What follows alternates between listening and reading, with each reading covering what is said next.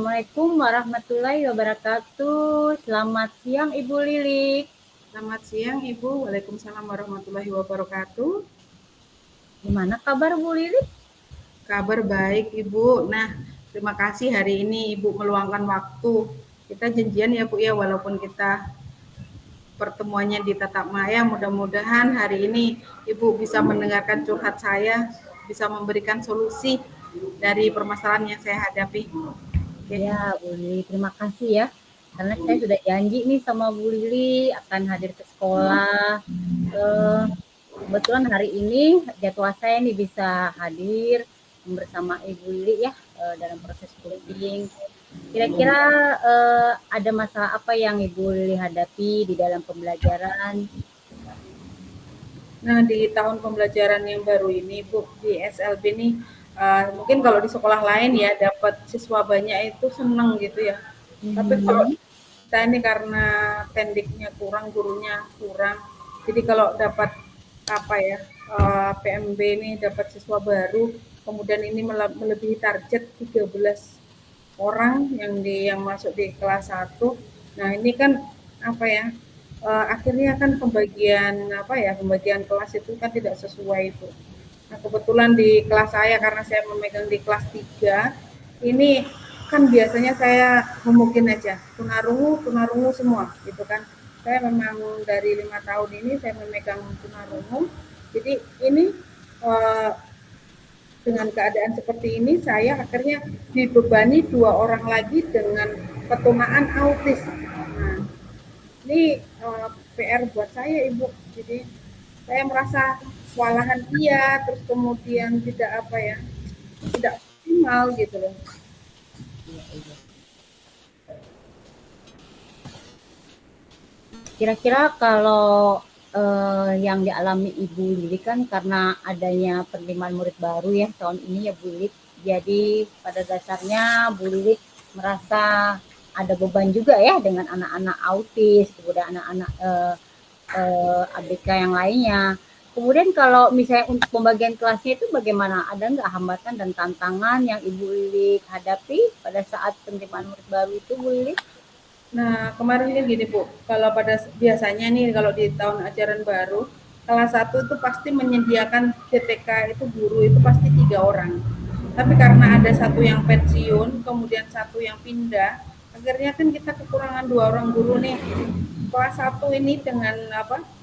Biasanya mereka itu ada kayak sekolah umum yang pada dasarnya sebelum penerimaan itu dia sudah mendaftar. Ini kalau pas masuk baru mendaftar gitu. Jadi sudah ada yang sudah lewat seminggu 2 minggu baru masuk mendaftar gitu kan. Nah itu kan akhirnya kita kan kekurangan guru nih, 2 ditaruh di kelas 1. Nah akhirnya apa di kelas 3, kelas 4, kelas 5, kelas 6 sampai kelas 12 tuh akhirnya semua guru nggak saya aja. Jadi semua guru ini biasanya hanya menghandle kalau yang tunagrahita aja, yang autis pegang yang autis aja, yang tunarungu pegang tunarungu aja, yang tunadaksa pegang tunadaksa aja. Ini enggak, akhirnya Pak tunadaksa dicampur sama tunagrahita. Kemudian kita kemarin juga sempat solusinya seperti apa biar tertangani semua gitu kan masalahnya. Kita menganggap bahwa dicampur nggak apa-apa gitu loh. Tapi pada kenyataan pada saat praktek ya luar biasa karena apa? Yang kita hadapi ini adalah ketunaannya tidak sama. Jadi kita harus dalam satu hari ini kita harus berperan sebagai orang yang berbeda dalam satu kelas. Nah, sedangkan yang satunya ini mungkin autis nggak bisa dilepas sama sekali gitu kan. Nggak, harus selalu seperti dalam pengawasan dan ini kalau mungkin kita mengasih pembelajaran ke tunarungu mungkin tunarungu tidak terganggu itu ya dengan dia mau aktif atau dia mau apa karena mereka kan tidak mendengar gitu. Nah, tapi saya terganggunya tidak maksimalnya apa? Isyarat saya akhirnya tercampur dengan saya mengarahkan anak autis. Jadi antara yang tunarungu sama autis nih yang mana yang kadang mereka hafal lagi berkali-kali saya mengulang isyarat itu. Iya, iya.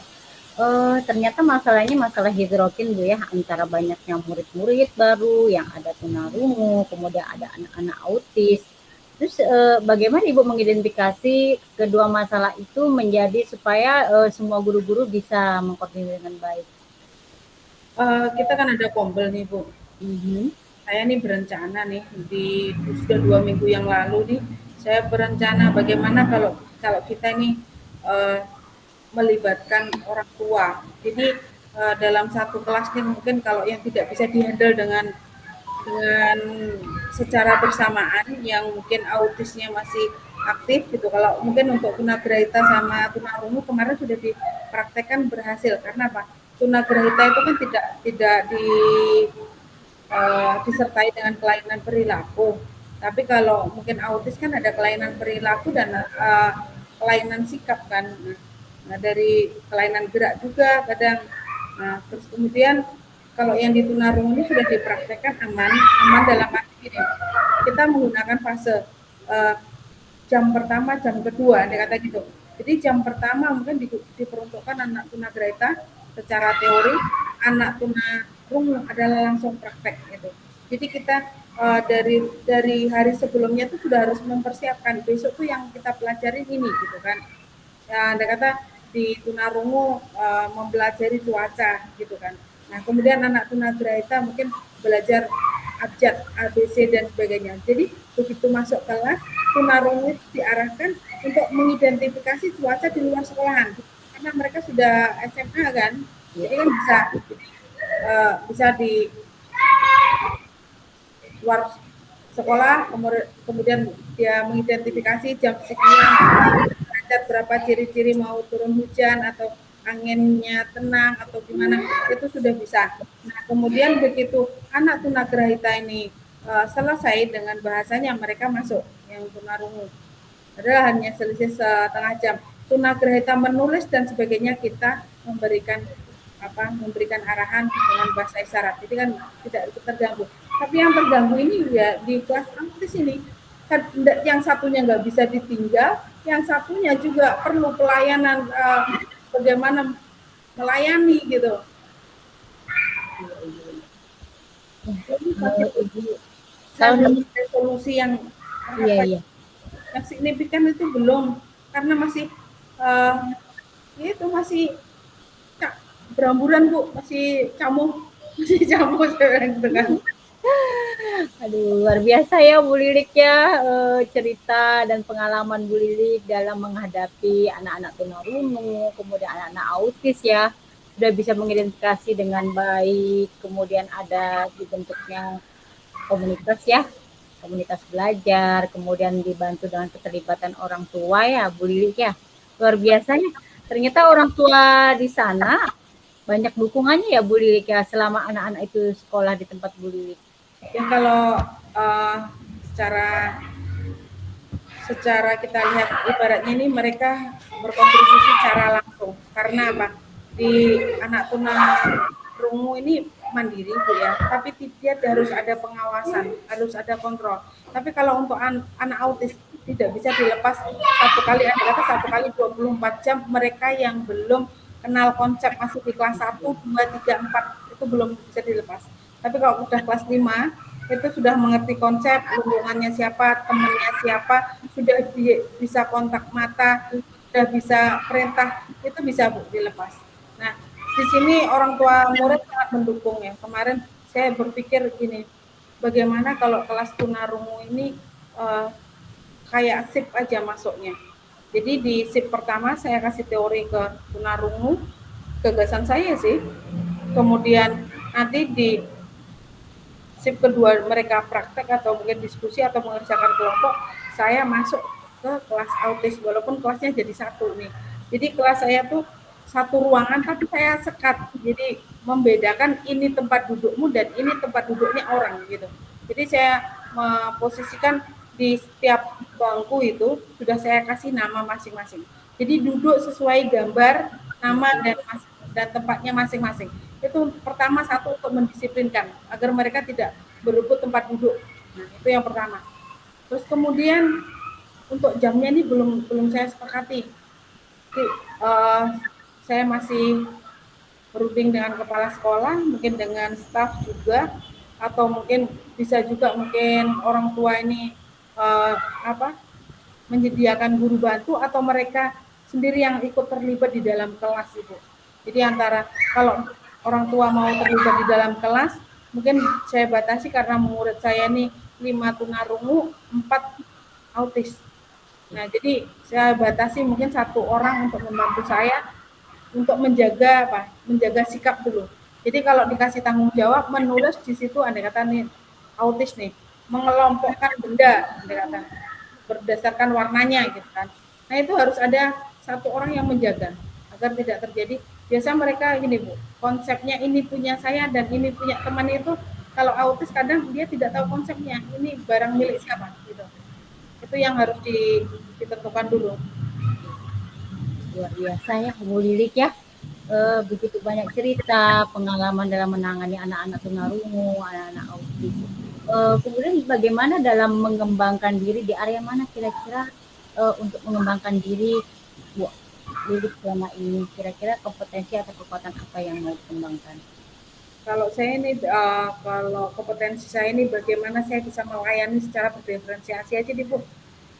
Tidak muluk-muluk saya inginnya mereka mandiri, ngerti konsep gitu, konsep larangan dan aturan itu sudah baku, kemudian bagaimana dia mengungkapkan perasaannya, senang, sedih, gembira, atau mungkin mereka apa nyaman ada di sekolah itu aja yang ingin saya kembangkan karena masih di tingkat dasar jadi kemandirian sama ini. Kalau untuk kognitif rata-rata anak autis nih mampu didik.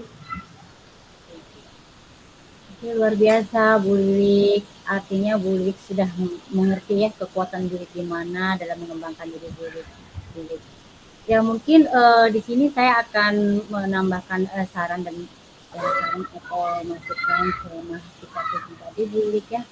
Mungkin tetap aja Bu Lilik lebih banyak berkolaborasi dengan orang tua dalam mengelola anak-anak tunarungu dan anak-anak autis. Kemudian juga nanti kita akan berkolaborasi lagi Bu Lilik ya. Mungkin minggu depan saya akan kembali lagi. Mungkin banyak ini cerita-cerita dan pengalaman Bu Lilik mau disampaikan kepada saya. Karena waktunya udah habis Bu Lilik, kira-kira apa sih perasaan Bu Lilik setelah kita kucing ini? Mungkin ada sedikit refleksi nih, silakan. Perasaannya lebih apa ya? Lebih lega ya Bu ya. Jika saya tadi ada nggak upaya gitu kan dari diminta menanyakan upayanya seperti apa gitu kan. Tadi tidak terpikir bahwa saya tuh akan mengelompokkan kemudian menyekat ruangan gitu kan agar mereka tahu kemudian menempelin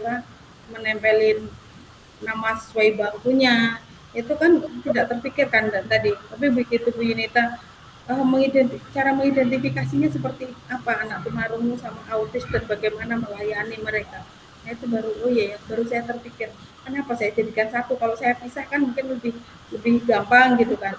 Jadi tanpa terasa Bu Yunita membuat pertanyaan-pertanyaan yang membuka wawasan saya. Oh iya ya, ada cara, ada inovasi yang harus saya terapkan gitu di kelas saya. Jadi kalau untuk mungkin berkolaborasi dengan orang tua pastinya iya Bu ya. Tapi kalau ini masih di tahap saya uji cobakan untuk memisah koordinat 2 minggu lagi. Nanti kita kalau memang perkembangannya sesuai dengan yang saya inginkan, mungkin tidak perlu orang tua masuk ke kelas ya. Tapi kalau mungkin ada GTK yang sesuai yang bisa membantu, mungkin saya akan berterima kasih. Kemudian mudah-mudahan kita di tahun yang ini mendapatkan P3K atau ASN yang ini, jadi murid-murid ini bisa terlayani dengan maksimal. Kan di SLB ini maksimalnya kan 6 atau 7 itu sudah maksimal dalam satu kelas dengan satu guru. Ini kan sudah melebihi gitu. Apalagi dengan ketunaan. Kalau mungkin ketunaannya sama mau 10, 11 nggak apa-apa. Nah, mereka kalau ketunaan sama perlakuannya sama, tinggal meningkatkan kompetensinya seperti apa. Tapi kalau ini kan ketunaannya berbeda dalam satu kelas dan layanannya harus beda. Jadi kita yang harus kuat punya strategi, kemudian dia harus berjiwa besar sama karena melayani anak-anak seperti ini tidak mudah dan perlu kesabaran. Saya terima kasih dukungannya Ibu, masukannya juga bagaimana Ibu bertanya sehingga memunculkan ide-ide buat kelas saya. Iya, sama-sama ya Bu Lilik ya, tetap semangat ya Bu Lilik. Dengan berakhirnya kita berkolaborasi, saling memberikan dukungan ya dalam proses pembelajaran di anak-anak tunarungu, anak-anak istimewa ya. Mudah-mudahan bermanfaat Bu ya hasil kita ini. Saya pamit dulu ya Bu Ik, mudah-mudahan kita selalu sehat. Terima kasih Bu waktunya. Sehat Bu. Ya. Waalaikumsalam warahmatullahi wabarakatuh. Iya. Sehat ya Bu Lilik ya, saya pamit dulu. Oke Bu.